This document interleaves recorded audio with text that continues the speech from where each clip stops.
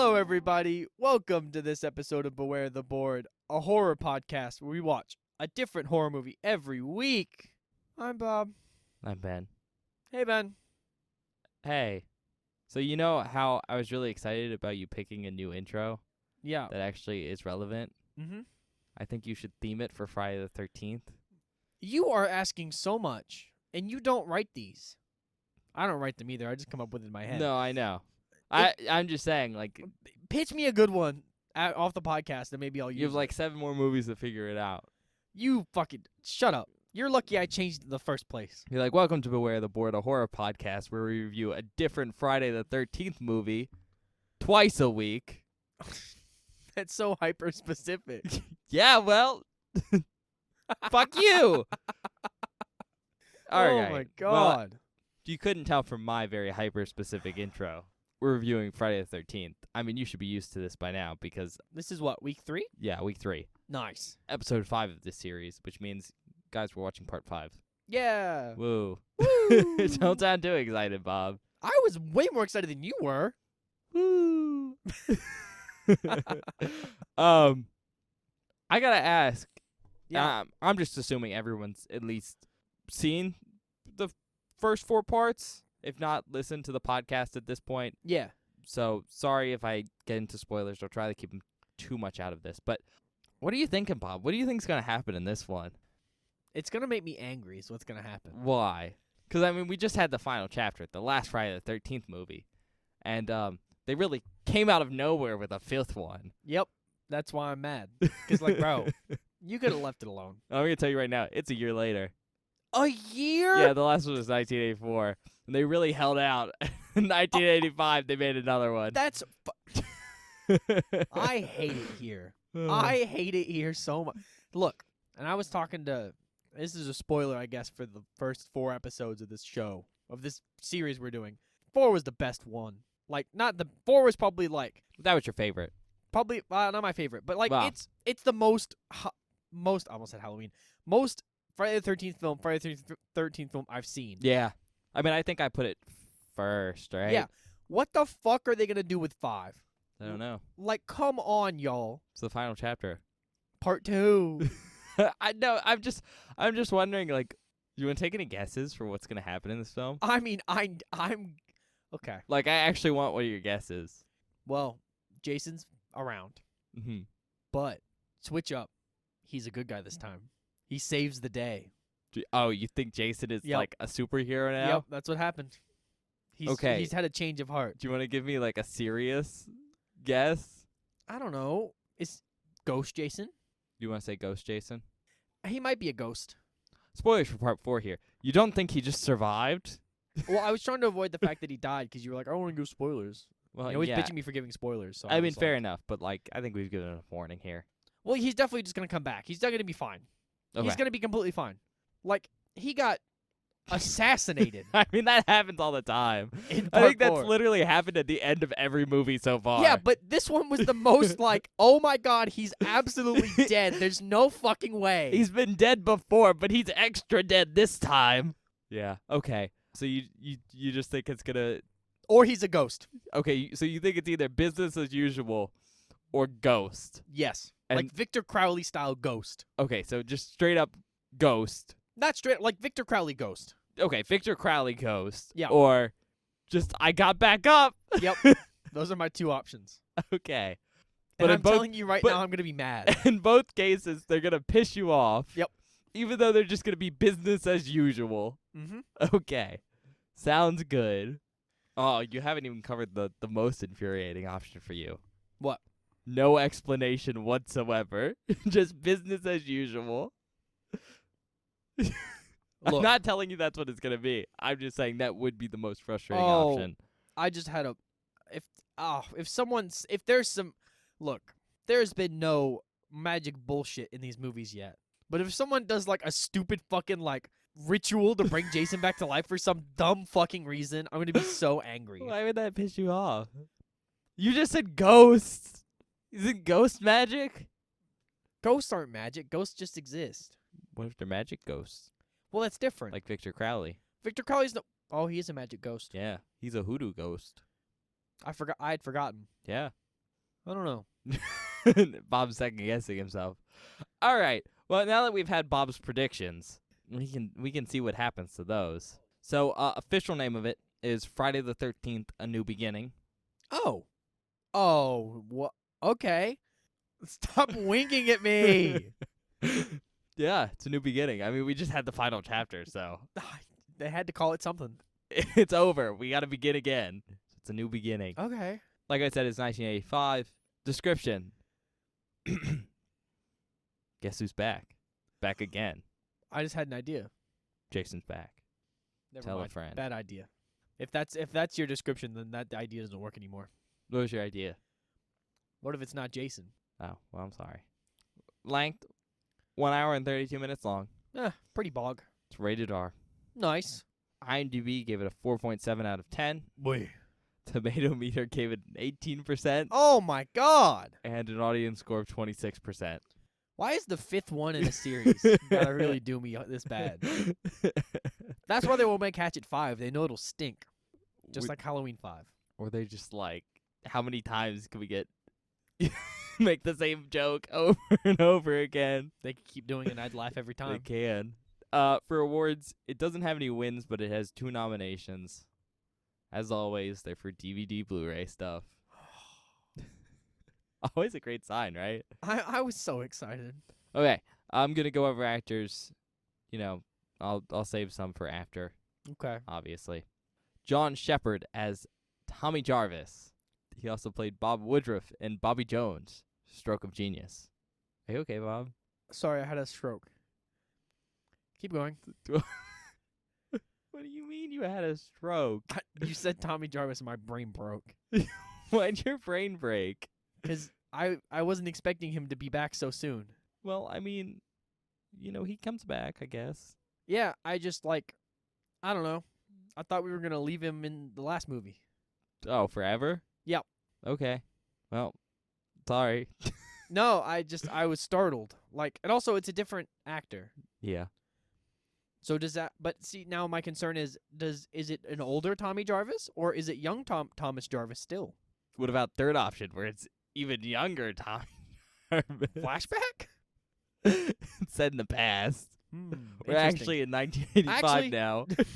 That would work if Where- it was set in the past because then Jason could still be Skokin. Where are we in the timeline, by the way? Like year-wise. I don't remember, but it's still not 1985 So yet. it was 1981, right? Yeah.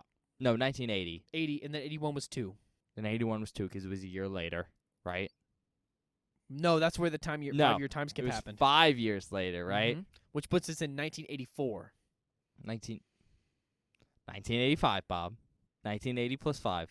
Oh, yeah, yeah. I don't know why. Yeah. So 1985, and then part 2 happens. Yep. Part 3 happens like Right after right part 2. after part 2. Then part 4 Happens right Right after part 3. 3. They basically happen all in one weekend. Mm-hmm. All right, so this one's going to be... So we're still behind the times because currently in universe, It's 1985. it's not. Is it? Should be. I know, but what year did this come out? 1984? 1985. Oh, this came out in 1985. Okay, Yeah, so we've caught up. potentially. The Unless last there's film, another time skip. the last film was in 1985. Said in 1985. Mm-hmm. So we haven't confirmed this one yet. Okay, as long as there's no dumb time skip, we're currently 1-1 because all the other films were technically set in the future. Well, technically, the future's past. Technically. All right. Melanie Kinnaman as Pam Roberts. She played the woman in Best of the Best. Shavar Ross as Reggie Winter. He played Dudley Ramsey from Different Strokes. He was on 43 episodes from 1980 to 1986. You ever watch Different Strokes? Nope, never heard of it. Okay. Like most things. Richard Young as Dr. Matthew Letter. Oh, a doctor. He played, you'd actually know this character, Fedora in Indiana Jones and the Last Crusade. Okay. You know that guy, right? Yes. The guy with the fedora. Mhm. Thank you for explaining it, Benjamin. You used to have to Indy, right? That's how that works. It's a good movie. Yeah, it's the I think the best Indiana Jones film. We It's already that one, and then Ark of the Covenant Yeah. And then Temple of Doom. and then Temple of Doom, then Crystal Skull, That's your opinion. and then Dial of Destiny. I will not. I haven't rewatched Crystal Skull, so I won't voice an opinion on that. They're both not good movies, I'm aware. I've seen Dial of Destiny. It's fine. but Crystal Skull still feels like an Indiana Jones film. We had this discussion Well, we're having it again. very recently. All right. Marco St. John as Sheriff Cal Tucker. He played a truck driver, uncredited, in Thelma and Louise. Juliette Cummins as Robin Brown. She played Sheila in Slumber Party Massacre 2. Hell yeah. Haven't seen that, but I was that's going to say, exciting. Bob, you haven't seen that. No, but it's one of those ones that I really want to watch. Carol Lochtel as Ethel Hubbard.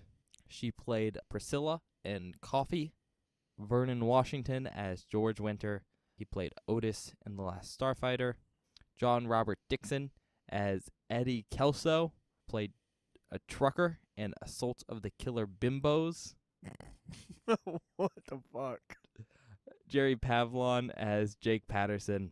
Played Michael Hoffman in Big Trouble. Kasky Swaim as Duke Johnson. Played Phil in Butcher Baker Nightmare Maker.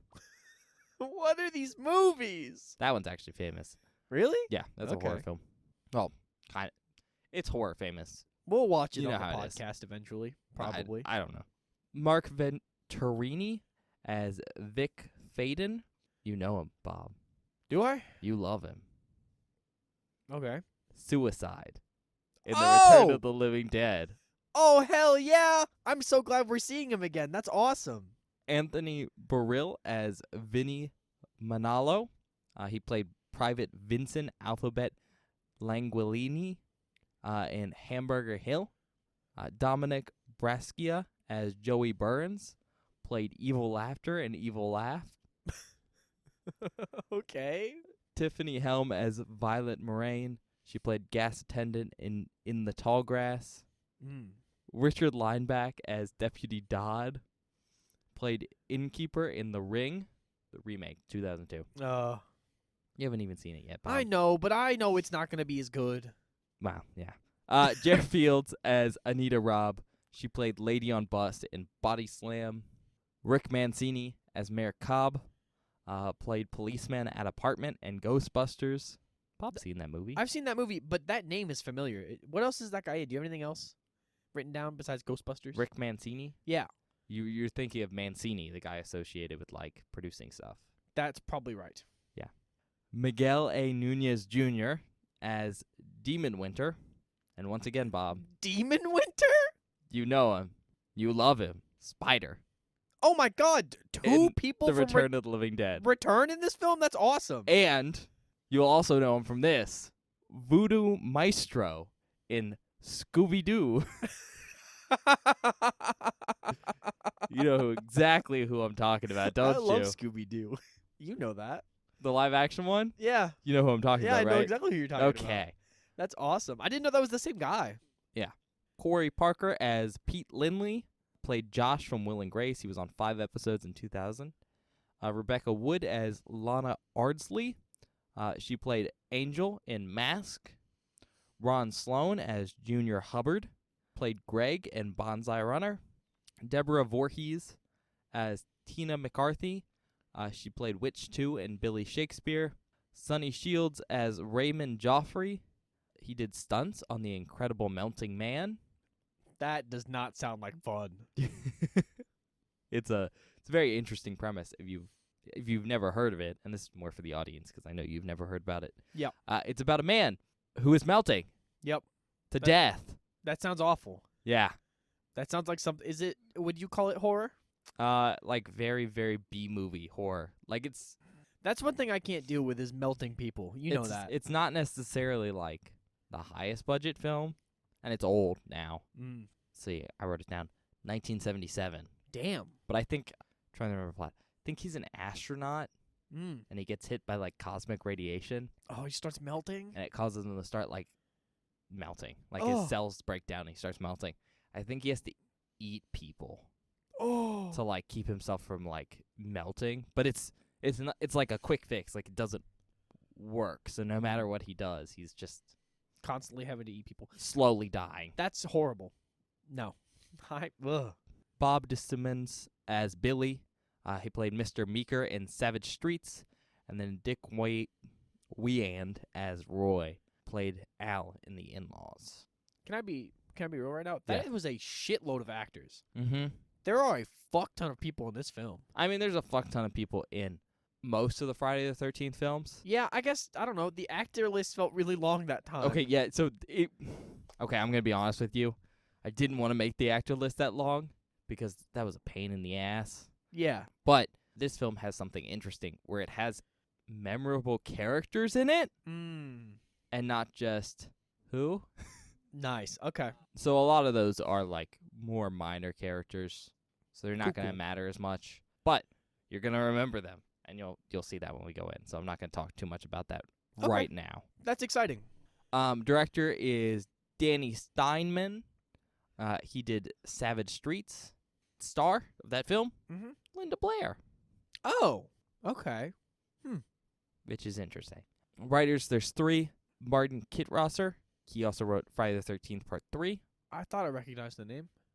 David Cohen. He wrote The Treasure. And then Steinman also has a screenplay credit. He also did Savage Streets as his other screenplay. All right. Budget is $2.2 million. Okay. Or at least it's estimated at that. With a box office of $21.9 million. Okay. We're finally seeing a decline. So I checked because I saw that too, and I was like, that's a decline there. This is not the lowest turnout for a Friday the 13th film Okay. for box office. So far, that is actually part 2. Really? Yeah. It had 21.7. I just However, remember... Oh, sorry. However, part 2 have had about half the budget, so it was more successful. Okay. This one, because that one had I think 1.25 million estimated budget, and this one has, as I just said, 2.2 million. Okay. I just remember, I think it was like 1, 3, and 4 all had around the same amount, and it was around 30 million they each made. At least maybe I'm misremembering 1, but it was all in the 30s. Yeah, that's what I was thinking. But the first one had 39.7, so almost 40. Yeah. The third one had 36, and the fourth one had 32. Okay. Now this one is definitely the least successful because I said budget versus turnout. Yeah. Not great. Oh no. Well, I mean, I think it's indicative of the audience going, but the last one was the final chapter. What's going to happen now? Well, they explained it with the epithet. It's a new beginning. Great. Woo! All right, country of origin, United States, also known as, obviously, Friday the 13th, Part 5, A New Beginning. That was, I think, used on posters.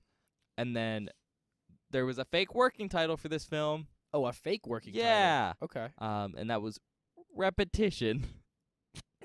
That's fucking funny.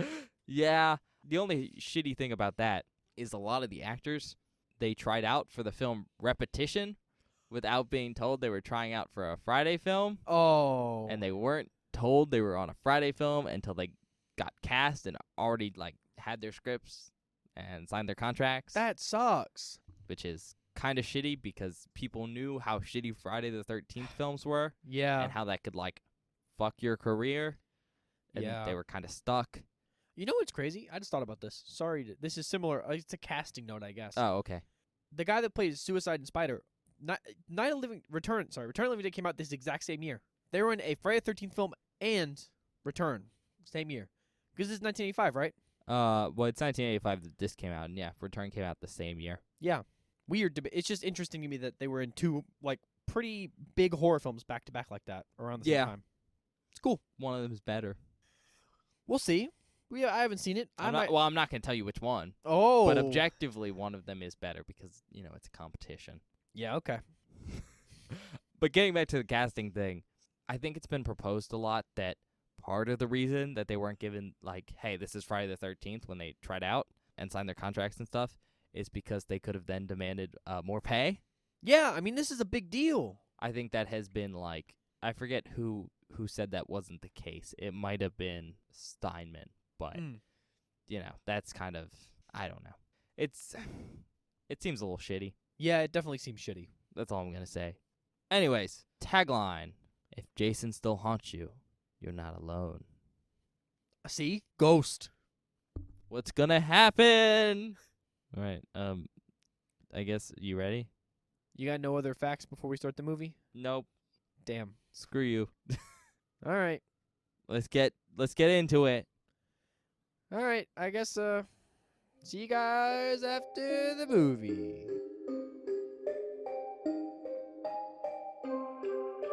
Hi everybody. Welcome back. We just finished watching Friday the 13th Part 5. Ooh, baby, it was something. All right. Well, as Bob calms down, I think I'm just gonna get into it. As always, spoiler warning ahead, but I'll try to keep it light until we get to the actual spoiler section. But the premise is very simple, very, very simple. Tommy's back.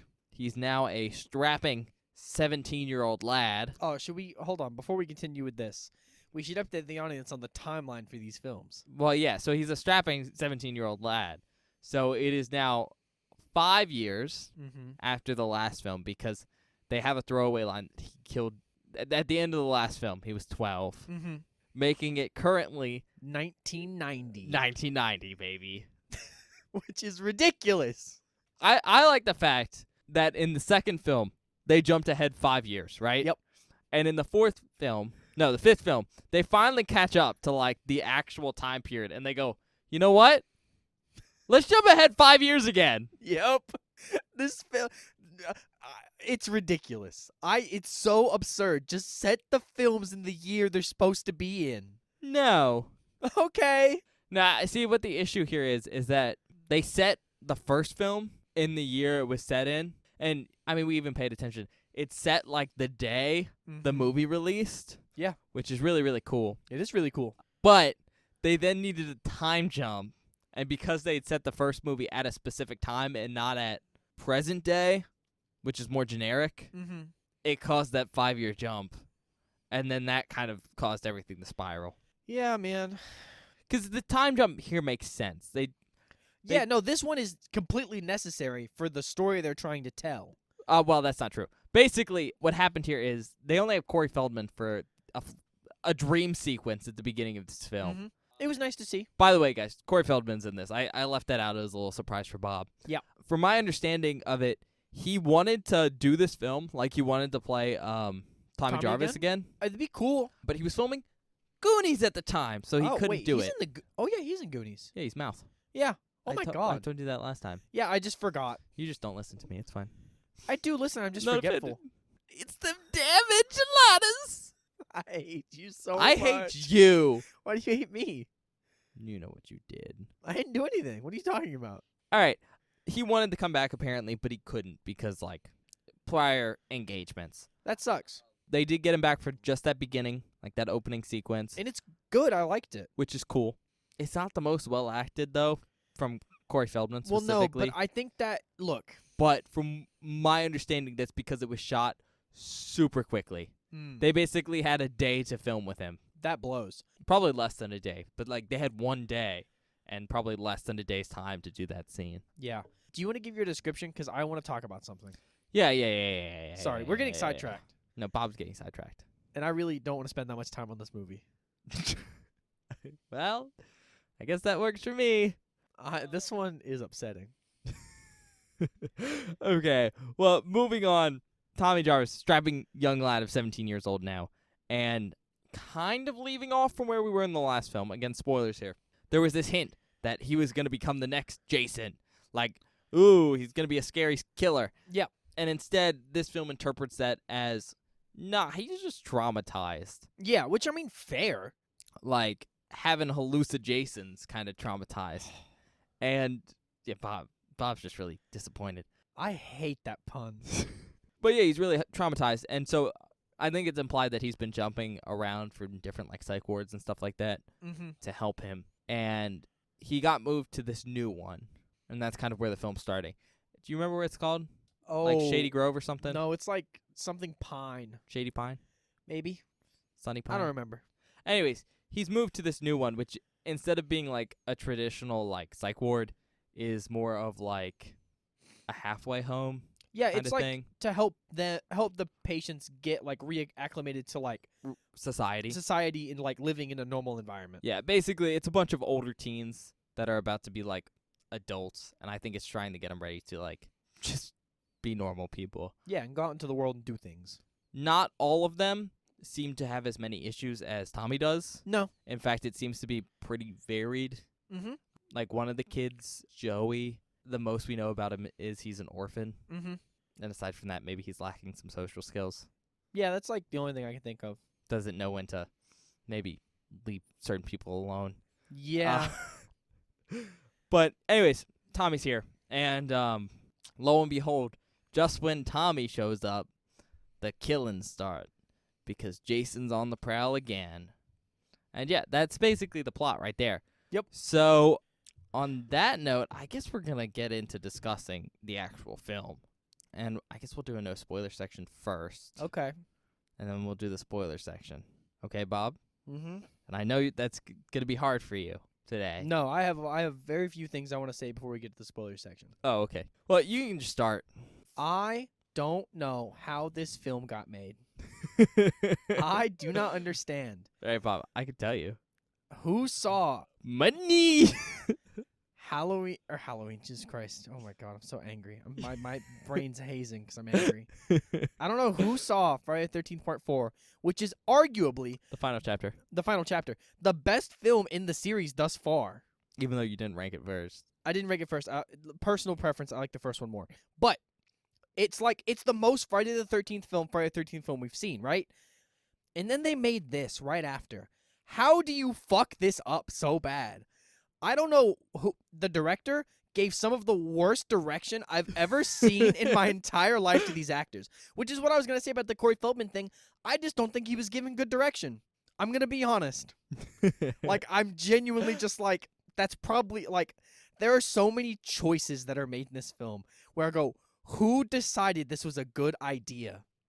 Like, characters just act so weirdly, and the writing is god awful sometimes. Some of it is good, and some of the acting and from some of the people is like, we haven't talked about him, Reggie. I think Reggie's great. Maybe it's not like the best acting in the world, but also like Reggie's a kid, so it's kid actor. But he does a good job and is entertaining, and he's very memorable. Every character in this film is so like over the top and over characterized, but some of them in the worst way imaginable. What do you mean?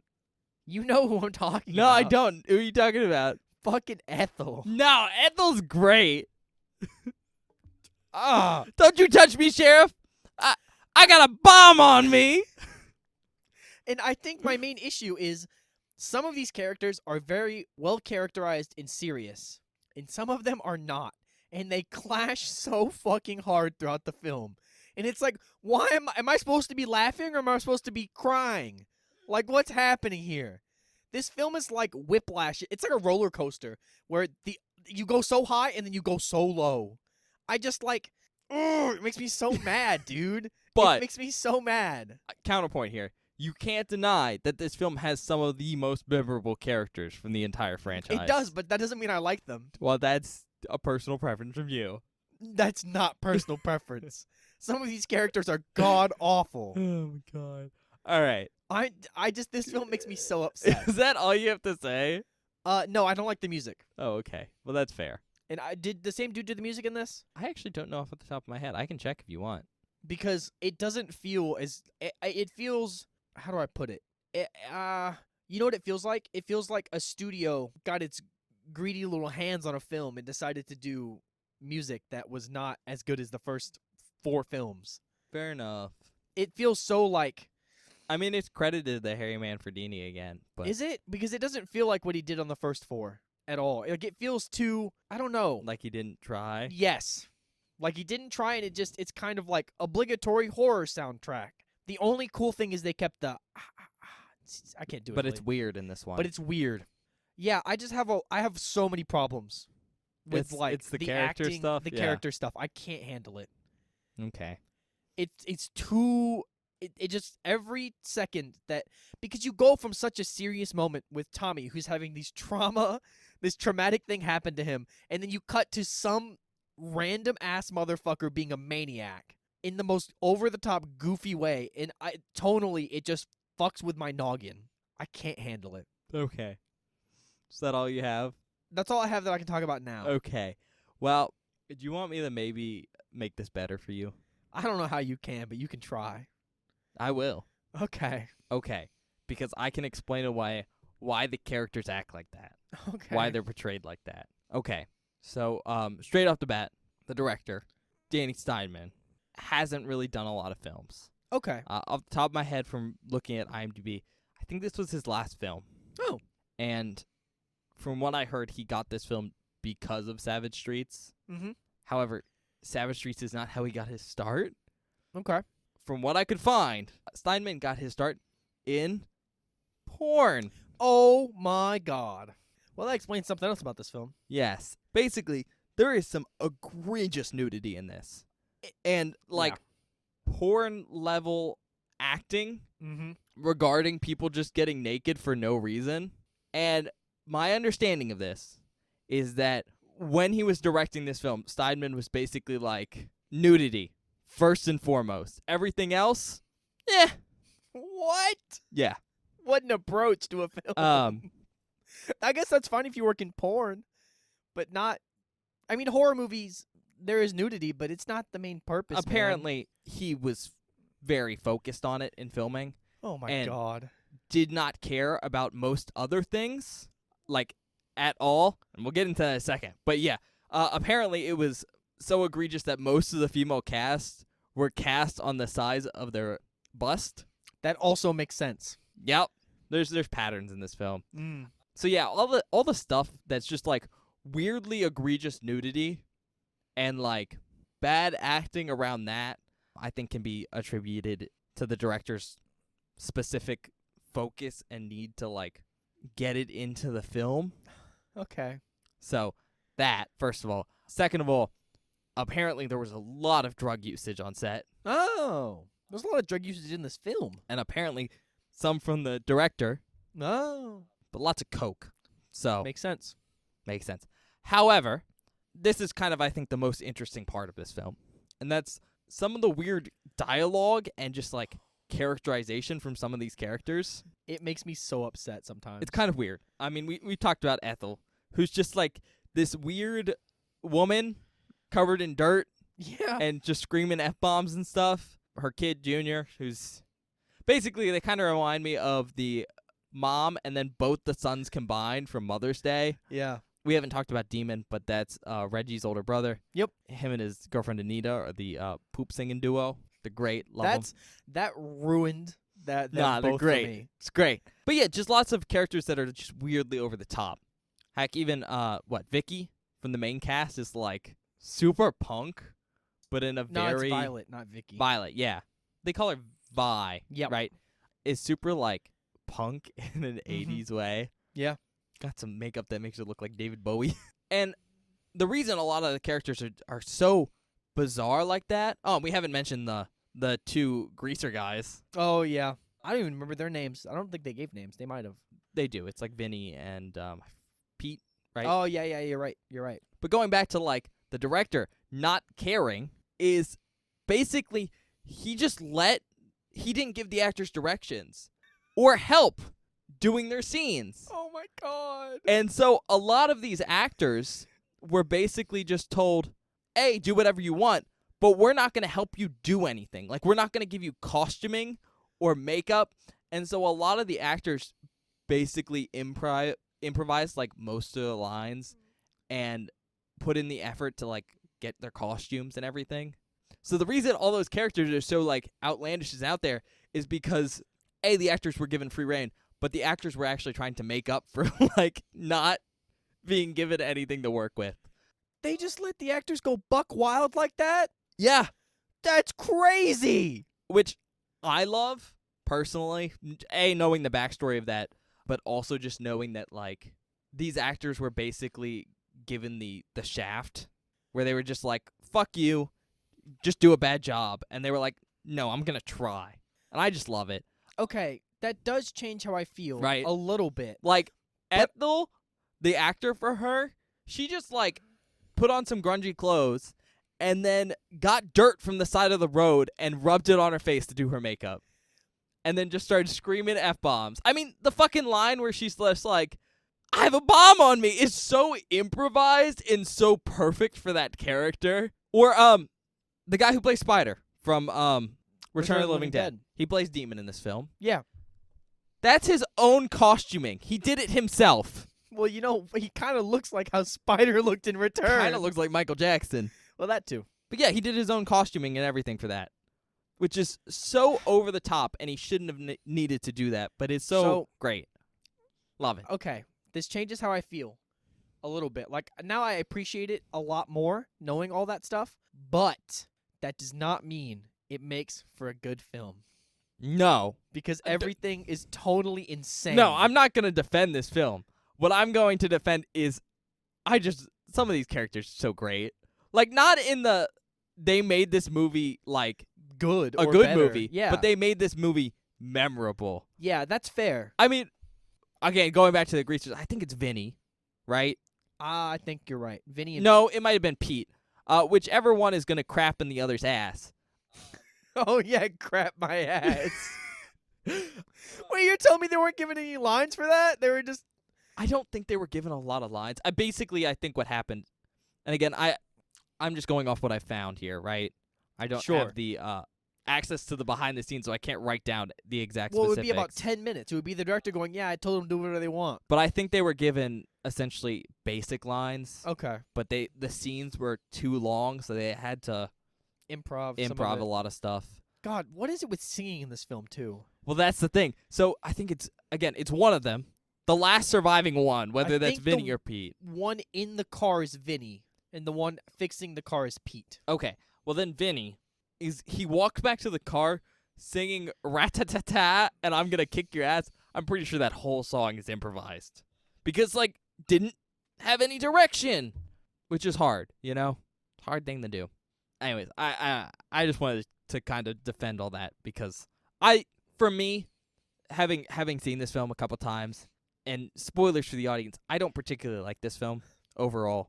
I don't either. I think it's kind of a disappointing note in the franchise. And so the saving grace for me, especially on rewatches, are just how batshit the characters are. They really are some of the most memorable parts of this movie. And see, like, I guess because I came in being like, we're coming off of 4. That's arguably the best film in the series so far. I expected a lot more coming in. And to get all of that, it's just like, it's so bizarre in a lot of ways and just doesn't, I don't know. It's just weird, you know? Yeah. But trust me, it'll grow on you just like the fungus on Junior's skin. Well, also, like, it's just like the first watch is so jarring. It might be a little because jarring, I'm just not I just wasn't expecting it. I don't remember my first watch. Because that's like fair. I'm being honest, until we start meeting all the people at the place where Tommy's going, it feels like a normal Friday the 13th film. Like like I was like, oh, this is normal. Like this, you know, we're picking up with Tommy, everything's great. We're learning some stuff, blah blah. And then you meet all these just batshit people, and you're like, what in the goddamn is happening? What in the same hell? You know? Yeah, yeah. And I guess I could appreciate it now more if I rewatched it. But seeing it for the first time was just so fucking out. It's just so out of nowhere, it feels like, for this series, you know? That's fair. Okay. On that note, I guess you want to go to the spoiler section so we can finish up talking about this? Yeah, because I thought we were going to be able to avoid a spoiler section on this film. Bob was like, I don't care. Because I didn't care. But Jesus Christ, we need one. Okay, well, we're going to do that now. Yeah. It'll hopefully be kind of short. Hello, everybody. This is Future Bob coming at you to let you know that if you do not want any major spoilers for this film, please skip to 50 minutes and 47 seconds immediately. Once again, that's 50 minutes and 47 seconds immediately for no major spoilers. All right, we're back. Yeah. Okay, so the reason we need the spoiler section is very simple. Remember the final chapter, Bob? Yeah, man. Remember when we talked about the fact that Jason gets killed in that one? Because Mhm. it's the final chapter and Tom Savini was super happy to kill Jason. Yeah. So I don't think at the time you realized that when I said they killed Jason, they actually killed Jason. Yeah, I didn't Like, believe you. he's dead. Yeah. Like, dead. Yeah, I believed that this was a Michael situation. He would come back anyway. just shrug it off. Yeah.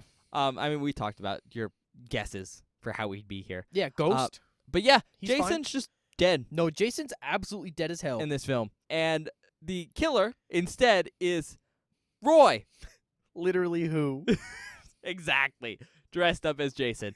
Now, some of you might be going, especially those who haven't seen this movie, who's Roy?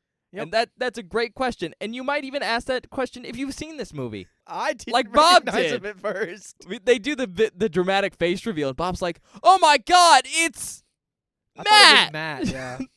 No, it's Roy. So Roy is a paramedic in this movie. He drives the ambulance, You know what? It makes why they gave him lines make so much more sense because he didn't need them. and very specifically, and it's so bad during rewatch, how many very obvious scenes Roy has that are just, they scream, this man's the killer. Straight up, his first introduction is he sees a dead body, and then he stares into the camera, and they do the I didn't get It's that. so blatant. To make matters worse, the next time we see them, the sheriff is going, he found the dead greasers, and he's like, what is going on here? And Roy out of nowhere goes, what? I thought you were talking to me. Like, the only person who would respond to that is the killer. It's just so stupidly obvious. Yeah. But besides those two scenes, Roy is not in this movie at all. No, he's in not. fact, besides these exceedingly blatant, like, tips of the hat, there's actually no hints that Roy's the killer. No. In fact, I think you're led to believe for most of the film that it's Tommy. Yeah, because when the kills be happening, He's just gone. Tommy's not around. And he has mad PTSD the whole film. Mhm. And I actually want to talk about this now that, well, I think a lot of the actors are very over the top. Because they do try. They were just not given direction when they tried. Yeah. And I do want to say that, like, I think all the actors do, most of the actors do a very good job acting. It's just their acting's all over the place. So it doesn't fit anything. It doesn't Yeah. feel coherent at all. Like, Ethel's acting, I know you don't like the character, was good. because the character is fucking nuts for this Oh, film. she's nuts. She looks like she's in a trauma film. On God, she looks like a character. That's why from a we keep trauma saying film. Mother's Day. Yeah. And she talks like it too, but it's good acting. Yeah. And, Tommy's another example of that, where it's really good acting. He's really good. It almost doesn't fit in this film. No. From what I know, he, like, when it was eventually revealed he was in a Friday film, because, the whole repetition thing, Mhm. he actually went and got pretty method with it. Like, he was in character for most of the filming. That's actually really cool. Could you imagine if they made like a serious film with that actor as And Tommy Jarvis? He went to, like, some actual, like, institutions and stuff and, like, Really? volunteered there so he could, like, That's really study cool. people. And I think he does such a good job. He does, but he's almost too, because this is like Tommy Jarvis at his most, like, serious Mhm. and quiet and disturbed, Yeah. and it's really well acted. And I always forget names here, I do but too. John Shepard does a great job, No, he's really good. but it's And that's- almost tonally incorrect for this film. And that's what makes me so upset is I think he does such a good job, and when you see it mixed with all the other over-the-top ridiculous characters, it just clashes so hard. I was gonna say it clashes with the plot because you almost need a somber plot for that style of acting. It's too. And I kind of Real. think this movie should have been I that, don't think this movie could have done it. but this movie could not have been that. Yeah, But I would have loved to have seen it. it's pretty decent. I know maybe he's not necessarily everyone's favorite Tommy Jarvis because, like, the movie. Yeah. But I think it's pretty good. Anyways, getting back to Roy. Tommy Jarvis, I think, is the red herring throughout the film. Mm-hmm. But it's actually Roy. And there's no hints for why it could be Roy throughout the film No. until Roy is revealed at the killer at Yep. the end. Which very distinctly, I just want to say, the only hint that this isn't really Jason is the mask. Yeah. It's And I caught that, like, right near the end. but it's small enough where, like, it can be just, like, brushed aside. Yep. Also, the fact that he sustains damage, kind Mhm. of in a way that Jason doesn't. Yeah. But what I was gonna say is very distinctly, Roy is wearing, like, a fake Jason mask, and I'm not sure what it's supposed to be. Yeah. Maybe potentially one of Tommy's, like, alien masks. Maybe. But that doesn't make sense. Doesn't make sense. Anyways, after Roy's dead, it's finally given us hints as to why Roy did this. And Mhm. basically, Joey, a kid who dies at the beginning of the movie, was apparently his kid. Yeah. And the rage at Joey dying, because Joey dies in this rehabilitation place, causes him to go on a rampage. Even though it's established earlier in the film that Joey's mom died in childbirth, and then his dad just fucked off, Yeah. and he was an orphan. Yeah. So how Roy knows Joey at all doesn't make sense. But more importantly, how Joey just happened to end up at this place where his dad works, like in the same area, Yep. is just so unrealistic. It's ridiculous. It's just the most what the fuck plot point for this rampage ever. And again, I think it's disappointing that it isn't Jason. Yeah.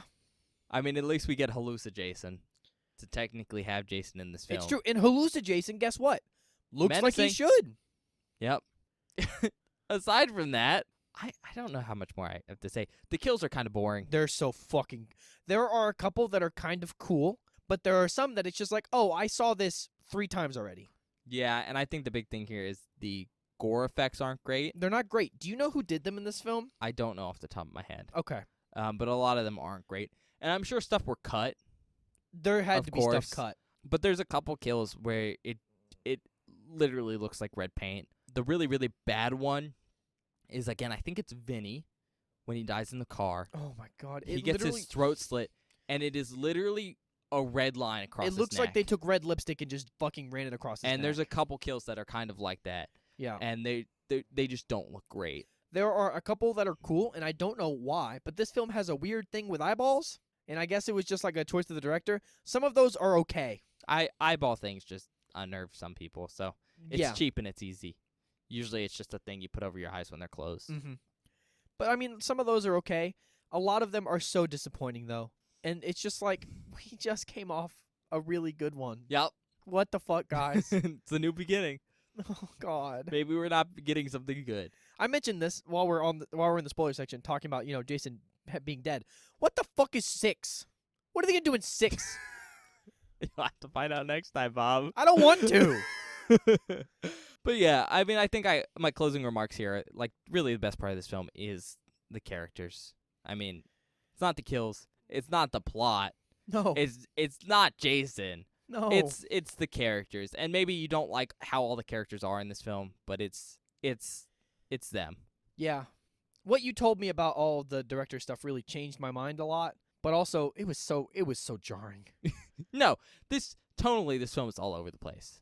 But imagine a whole film populated by crazy Ralphs, and you got what this film is. Yeah. Before we move out of the spoiler section, there's something I do want to talk about. We should probably talk about the very end of this film. It has heavy implications for 6, if we're going to go down that route.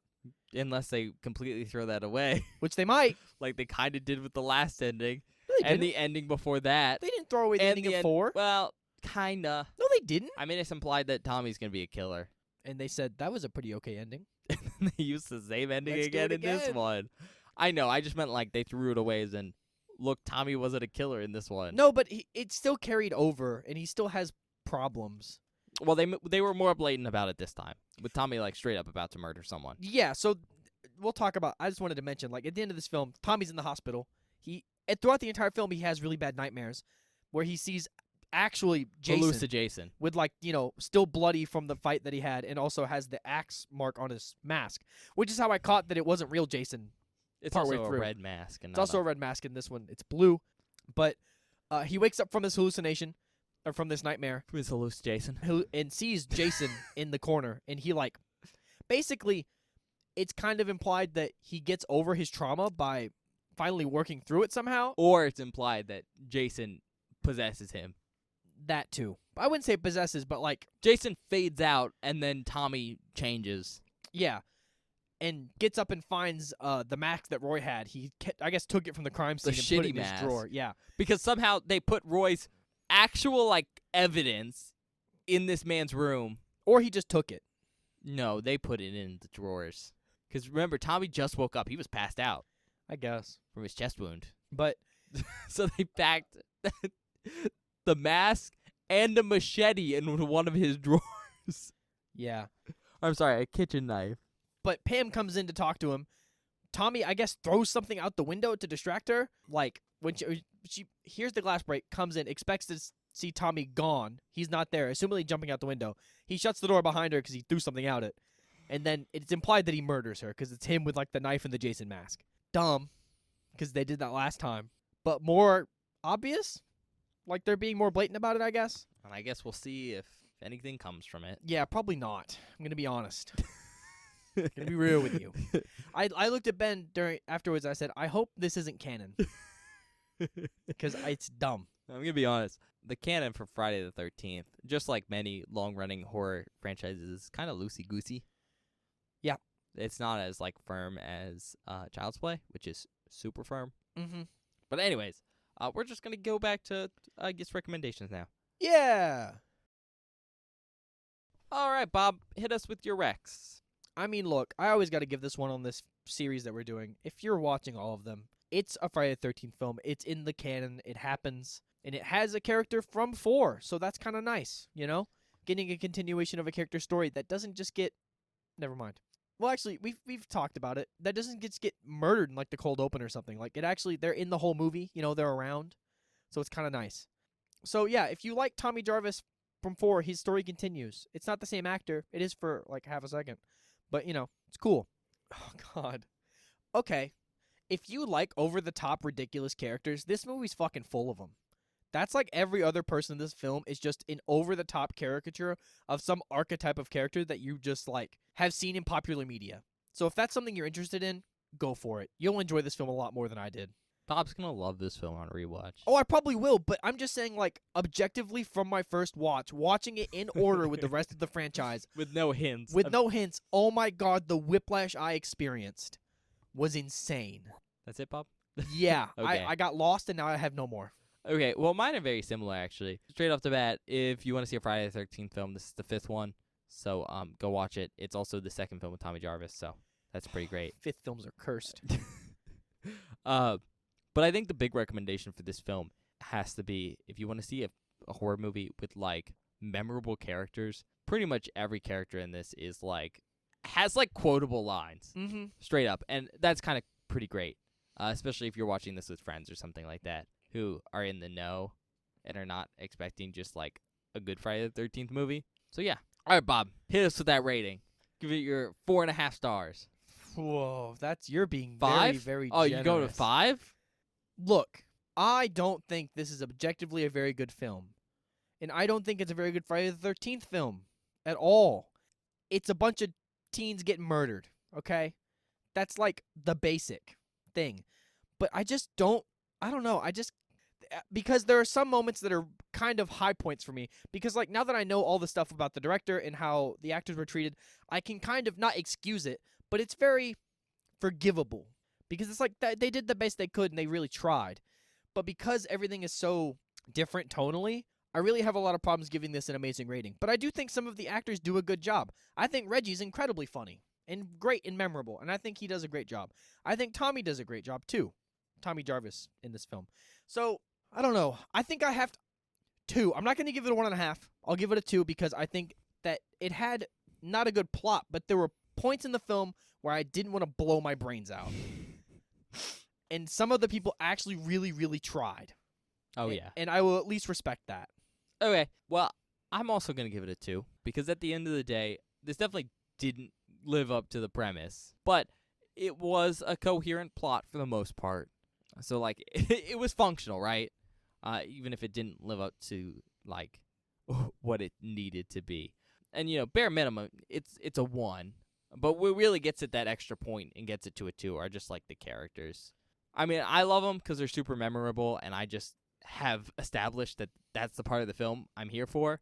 But more than that, I think everything's, for the most part, decently acted from a lot of the characters. They have a lot of heart. Not all of them, but a good amount of them are like, that's kind of nice. And they really save it. Because without a lot of these, like, wild characters like Demon or Ethel, it really would have been just so bad.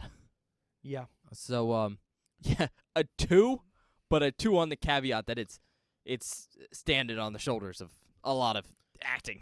Yeah. From these characters. That's all over the place. Mm-hmm. So before we go to the outtakes, something we forgot to do, and something I should have guessed at. Jason. Yeah, Jason actors. It's not Kane Hodder. Are you sure? Oh, I didn't even complain about... I have other complaint. I don't like Jason in this film at all. Well, that's yeah. It's just the way he moves and acts. It's very Michael in the worst way possible. Well, there's a reason for why he behaves in this specific way, but Anyways, it is. There's two of them. I haven't guessed yet. Oh, okay. Well, there's two It's of not them. Kane Hodder. It's not not Kane Dick Hodder. Warlock. It's never gonna be Dick Warlock. Dick Warlock will be here. Trust me. It's not the guy from the last one because I thought he did a fucking bang up job. I don't remember his name, but he was fucking awesome. Super cool. Was it Ted White? Ted White was the guy from the last one. Ted White's awesome. Don't think it's Ted White in this. No, it wasn't Ted White. I don't know anymore. It's not Steve Dash. Do you just want me to tell you? Yeah, just tell me. I don't have a good one. All right. So the first one is Johnny Hawk, and he does Jason Voorhees in the opening scene with Corey Feldman. Okay. Right? And then the other one is Tom Morga as Jason Voorhees. And they're both uncredited, interestingly enough. That's weird.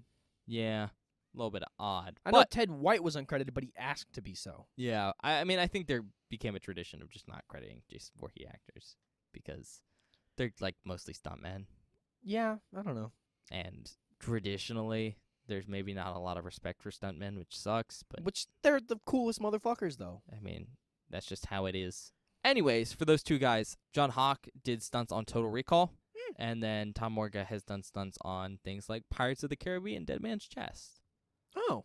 Anyways, I mean, I think they both do decent Jason actors' jobs. They're not my favorite Jason for obvious reasons, but I don't think they do a horrible job No, I just don't. with all the physical stuff, you know? The physical stuff is fine. I just don't like the way this Jason behaves. But again, I think that's more from a directorial standpoint. Yeah, that's my problem And a with it. story standpoint. He's just after because in 4 he's so good and so Tom White animated does a great job. and like so. It's why I like Michael Myers in Halloween 2 so much. It feels so much more like a character. In this, he's just like slow moving. No, we did get Jason busting through a door, though. We did get that. He did which Jason a door. I hate All right. that. On that note, we're going to move out to the outtakes. Yeah, we'll see you guys in a minute.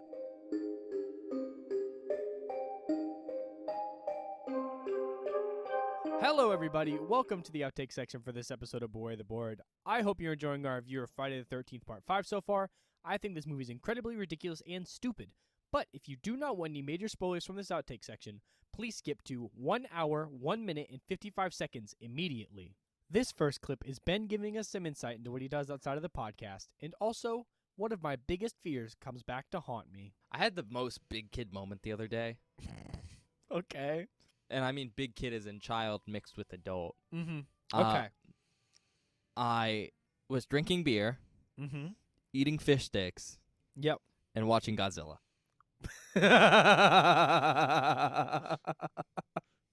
Awesome. Ah! Scared the shit out of me. Fucking fake spider head ass. Yes, I am scared of spiders, little man. He's not talking to you, Bob. This next clip is our reaction to learning the name of probably my favorite character in this entire film. I like this guy. Reggie the Reckless!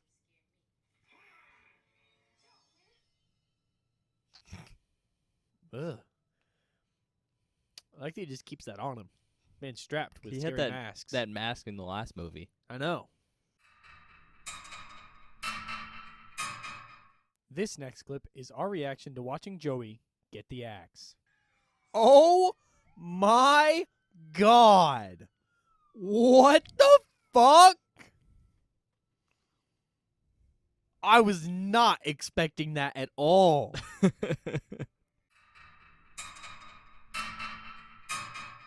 This next clip is me trying to warn someone who is already doomed from the start.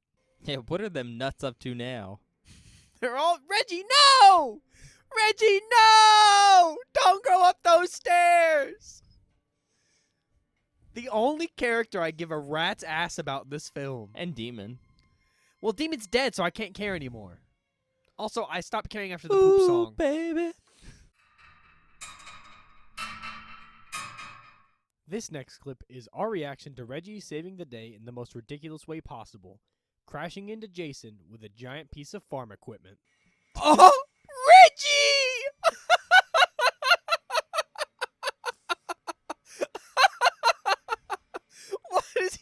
the fucking... What is that, like a backhoe? Oh my god, that's awesome. Reggie saves the fucking day. Holy shit, that was cool. Little Red Riding Hood. Oh my god. Pam survives because Reggie saves the day.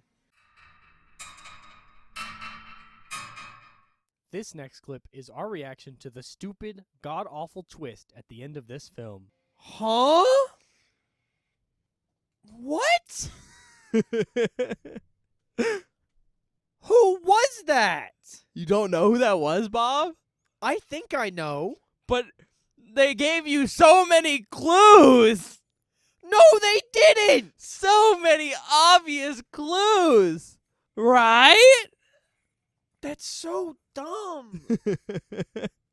There were literally... Oh, can I ask you this? Are there any clues at all? Because I don't think there are. This next clip is me coming to an awful, awful realization. Wait, hold on. What? Jason's really dead. There are more of these? Did you just realize, Bob? I just had that thought cross my mind. When we talked about Jason dying in the last one, I was like, yeah. Jason actually died. No fucking way. There's so many more of these. Ben, there are what? The Chronicles more? of Roy. Roy's dead now too! No, Bob. I thought we were gonna get out of having a stupid ass spoiler section on this film. It's a new beginning.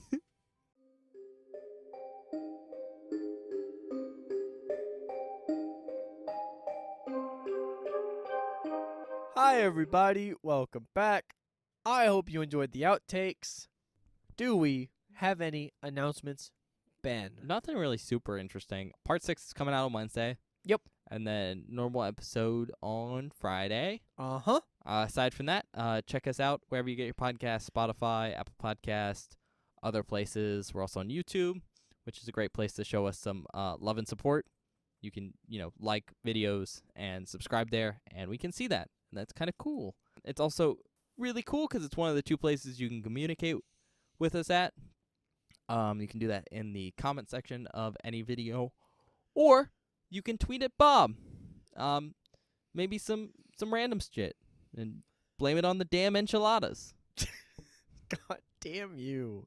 Every time. Just shitpost Bob. Just shitpost him and be like, it's the damn enchiladas. I hate that fucking line so much. Ooh, baby. I hate that. Ruined that character for me. Oh my god, Bob.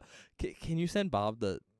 If you know, but go send Bob the music video. Don't send me that. For Ooh Baby. No, I don't care. Like Ben said, check us out on Twitter, at Beware the Board. It's where I post updates about the show, information about the show. Basically, anything you need to know about the show goes on our Twitter. On Mondays, I post a spoiler post for that Friday's episode, which is basically a hidden movie cover that you can reveal to see what it is so you can watch the movie before we do. So whenever you watch the episode, you don't get any spoilers. So that's good for you people that want to come in, be able to listen to the whole thing, not to skip around to avoid spoilers and stuff. Great for you guys. And then on Fridays, or whenever an episode goes live, I post a link to the episode. So if you ever missed an upload, when something went up, there's always a link on our Twitter. Last thing, we're on TikTok and YouTube Shorts, at Beware the Board. So if you're into the show and you like short-form content, I've been posting clips from old episodes, new content from old episodes. Basically, if you like short-form stuff and enjoy the show, check us out there on TikTok, at Beware the Board, and on YouTube Shorts. I think that's it, Ben. All right, see you all next time. All right, yeah. We'll see you guys next time.